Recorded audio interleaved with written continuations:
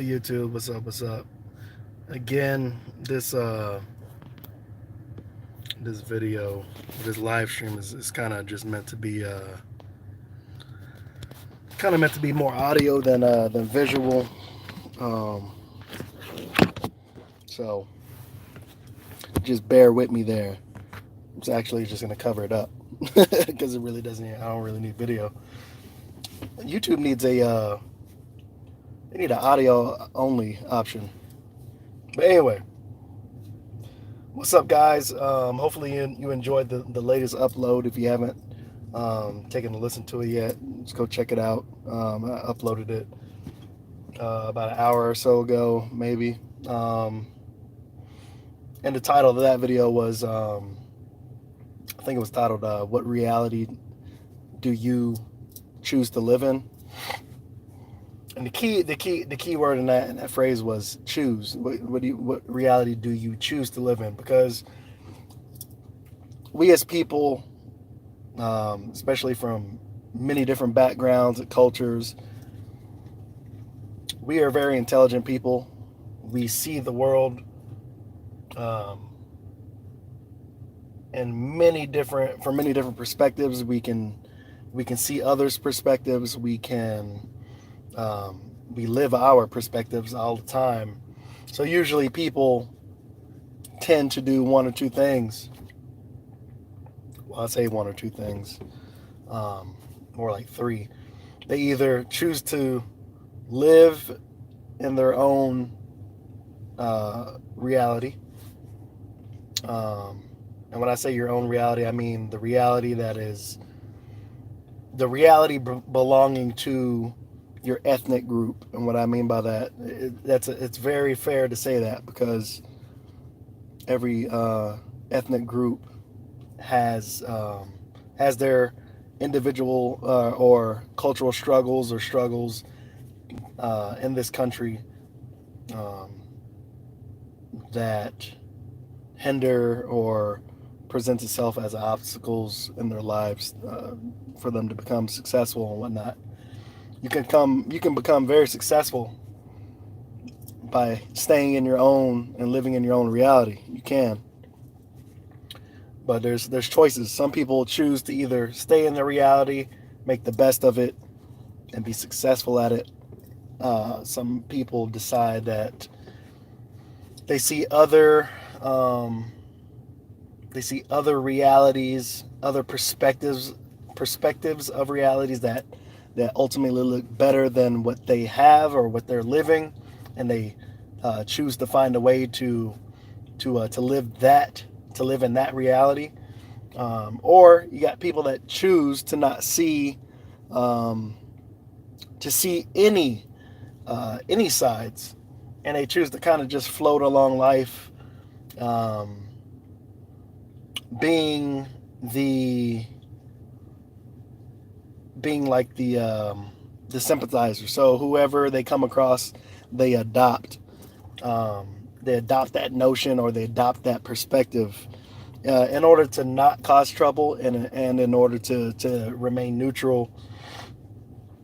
And that's what some people do. So check out that video. Like I said, it was like 30 minutes. Good listen for, if you're on the way to work, or if you got free time or something. Take a listen to it, and it should be pretty. I think you'll enjoy it. What I want to talk about right now tonight was basically the media, and I'm going to say worldwide media, but I'm going to concentrate on our country media, and how media is basically the, what's that digit? What does digit want? Basically how media is the mouthpiece of the basically the leaders of the country, the majority leaders of the country. That's what media is, or that's what media will reflect, the mouthpiece of the ruling parties of the country that you live in. And a lot of the things that we see on the media today and yesterday, a lot of the things that you see, people shake their head and some people will scream like fake news. That's been big lately. A lot of people point out the biases, the racial biases, um, the impurities, the slander in the media.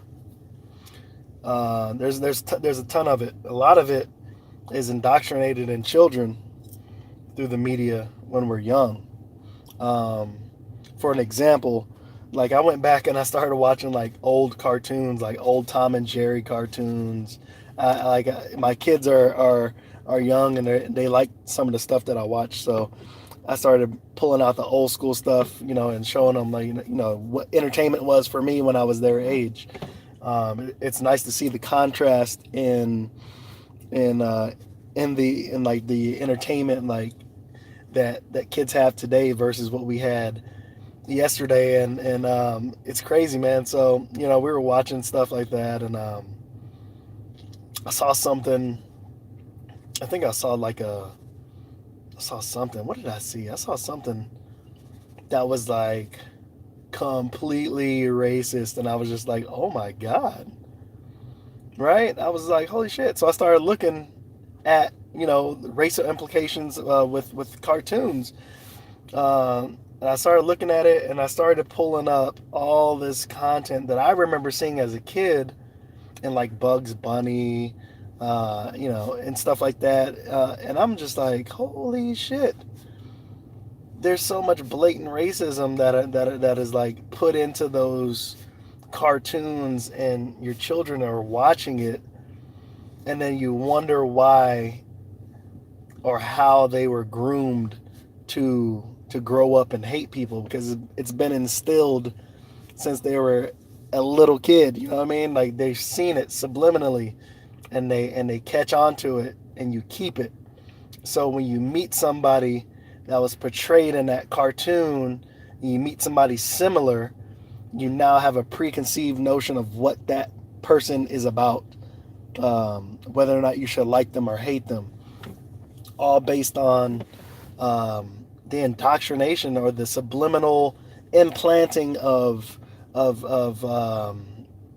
bias or racist material um, in everyday media. Your kids are watching it. You know what I mean? They're absorbing it.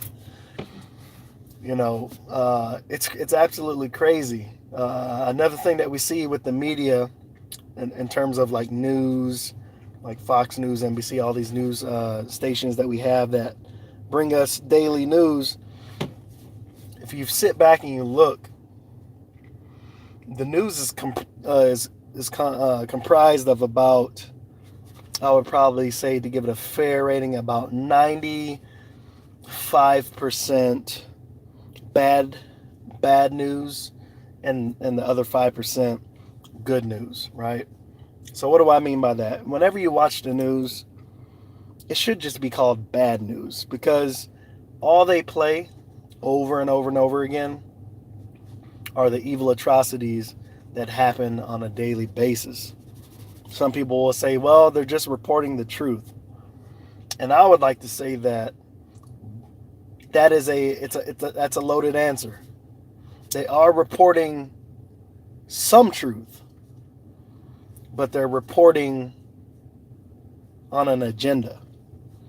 The media has always done that. They will continue to do that until they're stopped.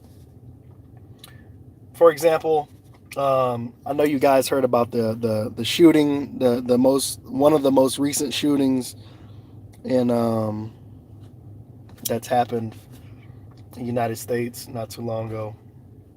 I think it was last week. The Kroger shooting, the white gentleman. I'm calling him a gentleman. He's not a gentleman, but I'm gonna be tactful and respectful. The gentleman who killed a black brother and an older black sister in the parking lot. One in the store, I believe, and then one out in the parking lot. And when he was confronted by another white male with a gun. He told that white male, whites don't kill whites. Um, what I feel, everybody can say, I've seen that, I saw what happened, but what the media chooses to show you versus what they choose to leave out is, I didn't see anything at all about the news talking about, or the specific news that were broadcasting the story. They didn't broadcast the entire thing. They didn't tell you that a black man, Dominic, actually pursued this male. He is a Second Amendment legal licensed firearm carrier. Black man, Dominic. I forgot his last name, but you can look it up. It was his son's birthday. He was with his wife and his kid. When he saw this was going down, he took it upon himself to take his weapon and to approach this man. They end up getting into a gunfight. That the white guy actually ended up fleeing the area during this gunfight, and that's when the cops arrived and they took him down. But the news has not really reported on it. Some news companies have reported on it. Most of them haven't. And you have to ask yourself, like, why? Why wouldn't they take the opportunity to uplift this individual who is a contributing member to society, a legal firearm holder, who is basically a hero, right? Why aren't they talking about this guy? Why isn't the NRA having this guy as the poster child on their website and on their soon to be upcoming campaigns? Why aren't they parading this guy around as the perfect example of why Americans deserve to own their own firearms? You have to ask yourself why, right? One of the reasons is, I believe, it's the NRA doesn't want to do that. They don't want to give out the notion, or they don't want to give off the impression that black people can and should defend themselves. And if they have the capacity to do it, and they have the will to do it, to protect the public. They don't want you to actually believe that you need to be a licensed gun holder. They don't want you to think that. They don't want you to think that you need to protect yourself. Why do they not want you to think that?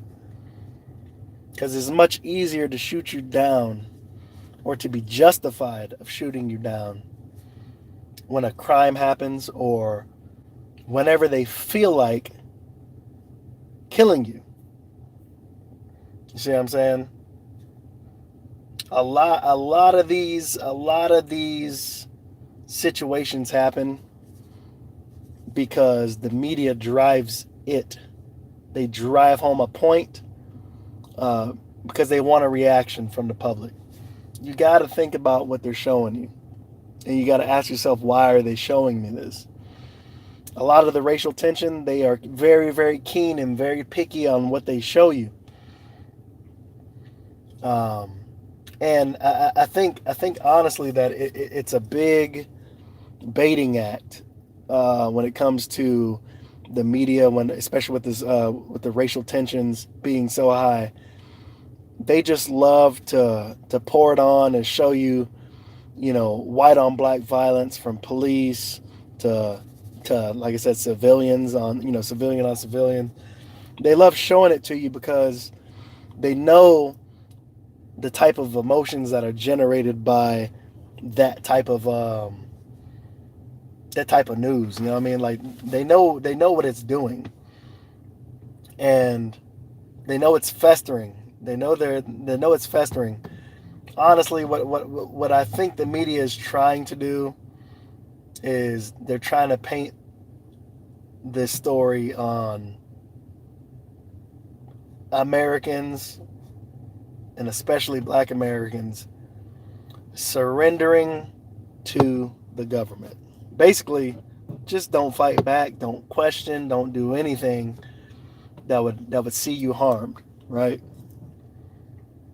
It's pretty bad, it's pretty sad, but again, the media will show you slight biases depending on the situation or the whatever the content that they're trying to show. But damn near for sure, the media doesn't want to show you about a black hero who helped prevent more people from getting killed that day in the Kroger's parking lot. And we can go on and on. The mass shootings that we see happening all over the country. Evil, evil people. Some of them and most of them happen to be white. Going to churches, schools. All right, what's good? Oh, it looks like the stream cut out for a second. What were you saying, Bitstreamer? What's going on with Rainbow Six? You said something about a bunch of communist support, something like that. What were you saying, Bitstreamer? What's going on with Rainbow Six? You said something about a bunch of communist support, something like that. I don't know why it's doing that. That's weird. I don't know why it's doing that. Why it's showing. Why it's doing that echo. But anyway, like I was saying, like you'll see this stuff on the news, right? And you're wondering to yourself, why is it when it's a crazy, why is it when a crazy white person shoots up black people or shoots up anybody en masse, why is it so hard for the media to condemn them with the type of condemnation that they deserve when these things happen? For example, when they shoot up black churches or shoot up anybody, they call these people lone wolves. They call them mentally ill. It's always a mental illness. They give themselves a cop-out right away because in this country, if you haven't noticed, as soon as you are black or Hispanic or Asian or Middle Eastern descent, as soon as anything like this happens, any type of domestic dispute, shooting, stabbing, anything that happens that involves anybody of color, the media wastes no time with crucifying you, calling you a terrorist, calling you a thug, making you less than human because you chose to do something that you could not have done. But when there's a white man or a white person doing it, killing people en masse, you see how they play the mental illness card very quickly.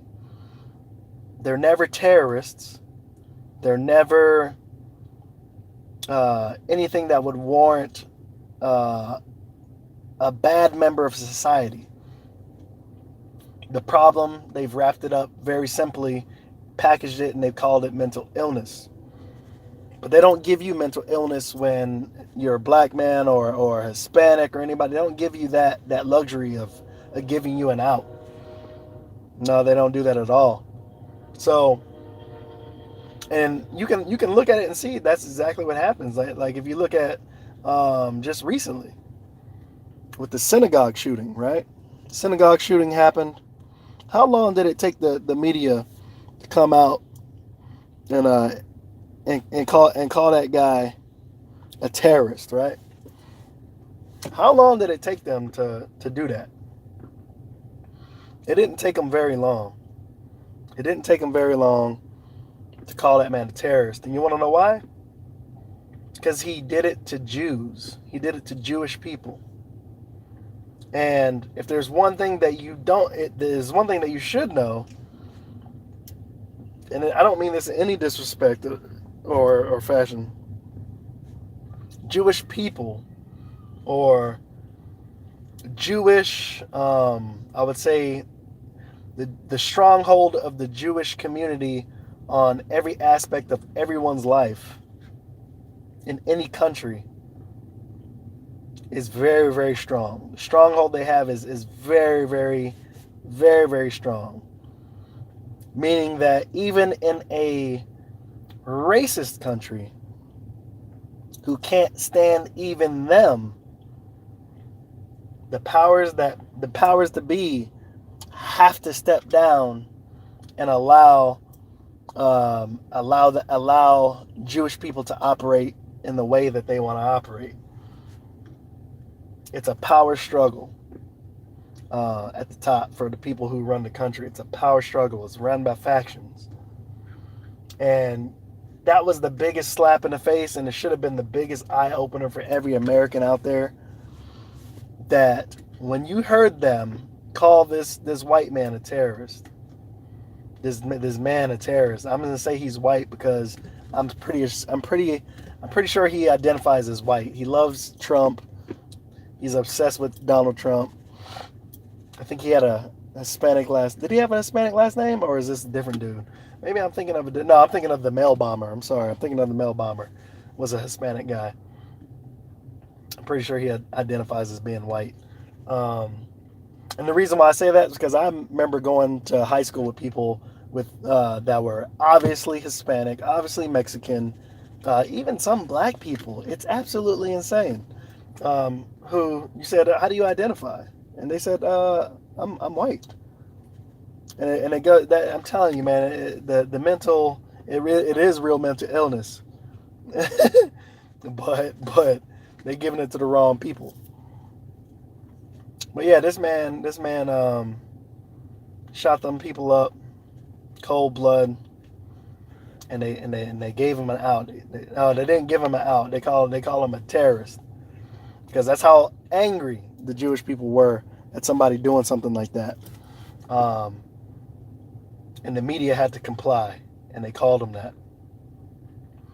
But if you look at another example that just recently happened with Don Lemon simply on air said, hey, look, if we break the statistics down and we look at the last 10 years, all of the mass shootings and mass casualty incidents that we've had in this country, if you break it down statistically, you will see that 70%, I think he said 76% of the incidents involving mass casualties in our country in the past 10 years have been committed by white people or white males. The 26% is coming from people of Arab descent. And he was just simply pointing out a fact that there is a huge power struggle and a huge war going on right now. And nobody, especially in the media, wants to address statistics. The United States is, when you look at the media, news media, has no problem with calling out or putting blame on anybody of color when it comes to mass shootings or incidents. They have no problem at all when it comes to crime with pointing others out. Mexicans are rapists and killers. Blacks are thugs and muggers, and so on and so forth. They're so quick and easily motivated to call anybody else out. But when they're so pissed off at Don Lemon right now because they just got another racist anchor off the air, Megyn Kelly. They just got her off the air, so they're pissed, right? How dare this black man and open his mouth and fix his mouth to say that white people are terrorists and the major terrorists in this country. How dare him even fix his mouth to even say something like that? See, they jumped on Don Lemon's ass. They said everything they could.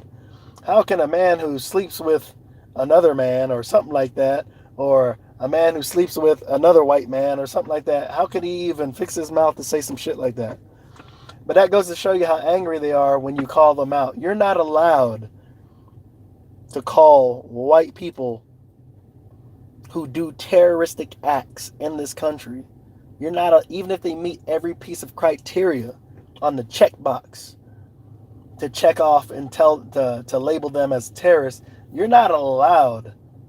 No one is allowed to bring it up. No one is allowed to say or to identify white people as being an extremist or a fucking terrorist.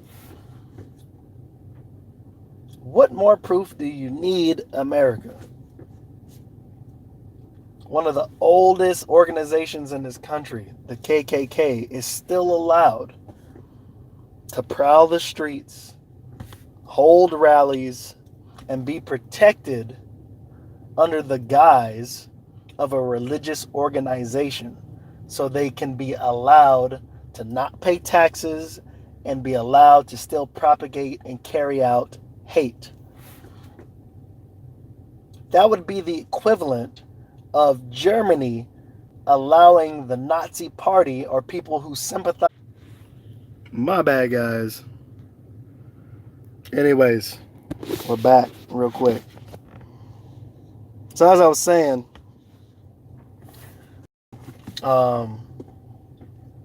yeah, you're not allowed to call out white people for anything that has to do with extremism. You're not allowed to call them out for being racist. You're not allowed to call them out for being terrorists.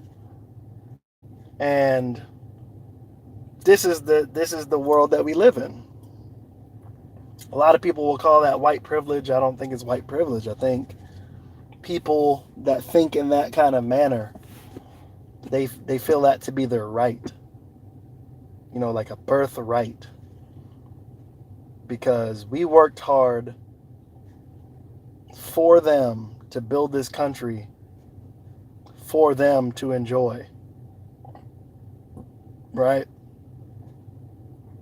And anything that we perceive as why don't you slow the fuck down, dude? This bitch is like speeding her ass off, man. Anything that you perceive as being what do you call it? Privilege, to them it's right. It's their right. So those are a few examples of how the media will portray, or they will show you what they want you to see. You know, think of it just like entertainment. When you watch a show, you know, do you watch sad shows? Do you watch happy shows? Do you watch funny shows? Do you watch serious shows? Do you watch, you know, fictional dramas, or do you watch something that's that's as close to realistic as possible? Like, it all depends, right? The media shows you, they show you material based on how they want you to react to that material. So if they want to raise racial tension, then they show you content that will trigger the reaction they want. When they want you to vote, they show you content for certain people, for certain individuals, in a way that will make you think a certain type of way, right? So, the media really is the mouthpiece. The only difference with our country versus like a country like England is that they're still a monarchy. They do have a parliament, but I guess there's really not much difference. I was going to say, I think the only difference is that in our country, the actual power struggle the power is shared by a majority, like a mass majority. That majority is broken down further into fractions, and it's always a struggle. There's many different people jockeying for power all the time. And so you will see in the media, for example, you will see a mix of this power struggle. You'll see people that are trying to put out good things. You'll see people trying to put out good things for everybody. You'll see the media put out bad things. It all depends on the agenda. So keep in mind when you're watching that, when you're watching the news or you're watching any kind of media, what they're putting out.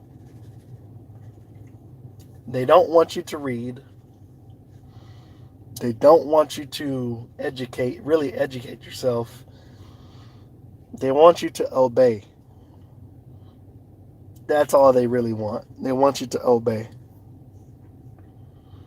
That's why it's easy for that. Going back to when I was talking to you about like religion, and when you talk about religion and even history itself, if you think back to what they taught you in school about history, of your state or whatnot in the country, it's very tailored. It's a tailored curriculum. They're not telling you the entire truth. They're just telling you what they want you to know, because they want to shape you. So at a very young age, like I was saying with the media, they show you things. They fill you up. They fill up your vessel. It's easier when you're a child to be able to take things for to teach you things, or to absorb subliminal knowledge or subliminal criteria, subliminal content that will shape your mindset. They know this. Psychologic. They know how to do that. They know what they're doing. So you really got to watch what your kids watch. You really got to watch what you take in, and to help protect yourself. Become aware. Become aware of your surroundings. Be really aware. When you're in the matrix, it's hard to know what's real and what's not, because to you it just looks like normal day life. Something has to happen to you in order for you to actually realize that something's not right. And everybody has that moment in their life at some point. But when you do, what will you do? Some people get scared and they say, "Nah, I'm just going to keep living the way I'm living," because trying to think about the real shit is too hard. It's too much, overwhelming, and it is overwhelming. When I talk about religion and stuff like that with my wife and just people in general, that's usually the catalyst or usually the trigger for a lot of people to begin to distance themselves from you, because what you're doing at that moment is you have already planted a seed, a truthful seed. You planted a seed that now gives them plausible deniability or plausible doubt, right? Meaning that I can say something to you and you're a fairly intelligent person. I can say something to you that makes complete logical sense. And when your brain starts to process it, it registers as that. It says, that makes sense. Let me look it up. For most people, that may scare you because it now challenges your belief mechanism. Well, you've been taught to believe a certain thing for so long that belief in your mind trumps logic. And so what you have is you have a bunch of people out here running around that actually believe the shit that they're talking about. They believe what the religion or whatever it is that that they've been brought up in. They believe it. They don't have time for logic because now logic, they've surpassed logic. They're into belief. So that's why I always say belief is very, very dangerous. It's a very dangerous thing.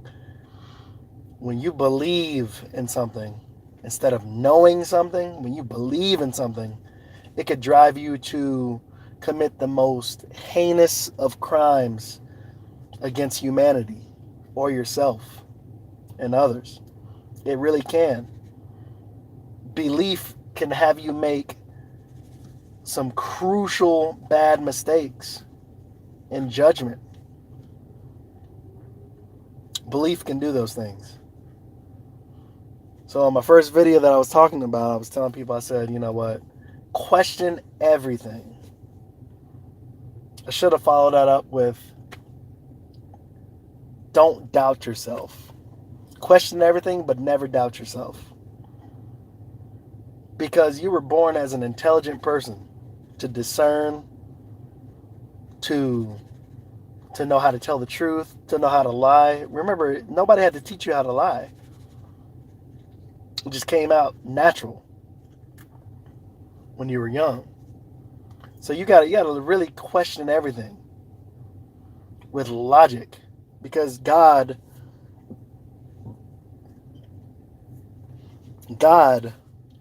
created you to be a knowledgeable human being.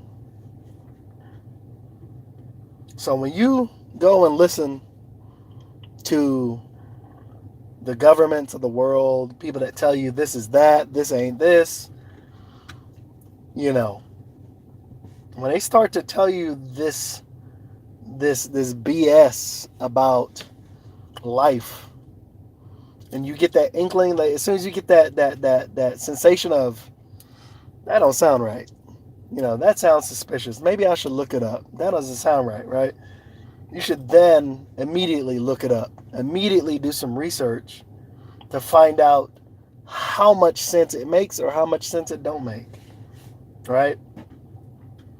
A lot of these people, a lot of the big debates that I like having is fun because when we talking about flat earth and globes and all that stuff, I always say that in the end, none of us have attempted to go up there. When we're talking about globe or flat earth, none of us have attempted to go up there. We have to rely on scientists that we have no idea who they are, that work for the governments. We have to rely on what they tell us what we should believe. And again, governments don't ask you. They're not asking you. Just like when you go to a church or you go to some kind of religious, you try to join some religious organization or something. They don't ask you to come in and think. They ask you to come in, be open, and to believe. They need believers. They don't want thinkers, because thinkers will cause the doctrine, will question the doctrine. It will question the doctrine, and when you question doctrine, then they have to come up with more lies to figure out how to get you back into belief mode. So when the government is telling you, I always say when the government is telling us, oh, we're on a globe, I simply just say, guys, all you got to do is look at history. Look at your history. Look at our ancestors and see what they said. Up until 500 something years ago, the Earth was flat. It was a plane. Everything that we use on the Earth talks about the Earth as if it was in a plane state, not a globe state. Look at the things that they said about the Earth. You see, on one hand, scientists are smart. They try to tell you, when they're doing all this research, they try to tell you on one hand that our ancestors had so much knowledge, but in the same breath, they try to discredit them and tell you that they knew nothing, that they were idiots. Basically, that's what they try to tell you. all that in the same breath. That's what they'll try to tell you. So you have to do your own research and discern what sounds like bullshit and what doesn't. You know what I mean? So I always argue. I always get into fun arguments with that subject because, in my opinion, when you do some of the actual science that they've taught us since we were little kids about the Earth being a globe, when you actually try to carry out some of that science to make sense of it yourself instead of just saying, "Oh, they told me 1 + 1 is 1. Let me see how it really works." When you start trying it for yourself, you realize something ain't right. Something's not adding up. But they tell you to believe it because they're the experts. You're not the expert, even though you have intelligence. They're human just like you are. Use your intelligence, right? They don't want you to think. So, it is what it is. You dig? It is what it is. But again, question everything, but never doubt yourself. That's what I want to get into. Question everything, guys. Everything. I honestly think that if you want to call yourself a Christian or a Muslim or any of these religious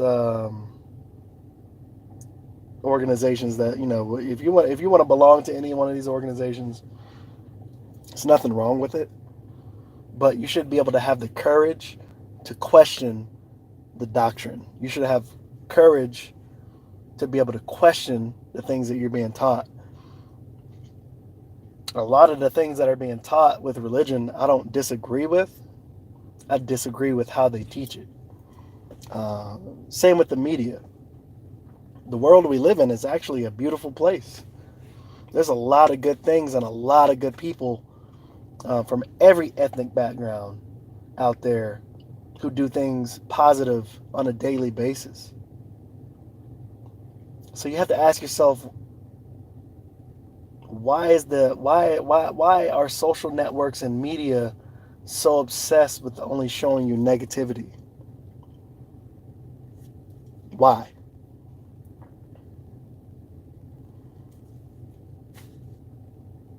Media is powerful. And whoever controls media really controls the people. Now, before a lot of you call bullshit and all this and that, I will tell you one thing.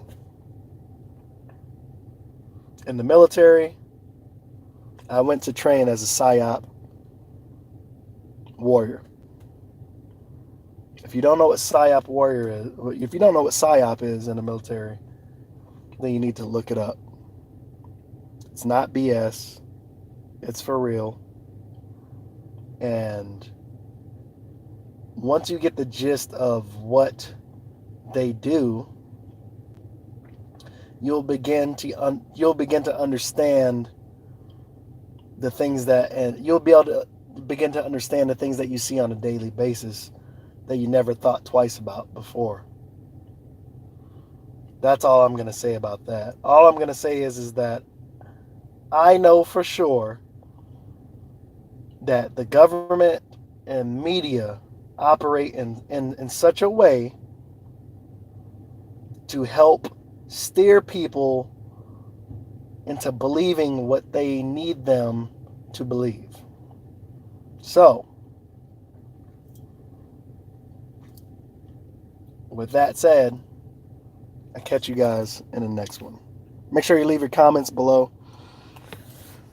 and I will definitely respond. All right, guys, catch you.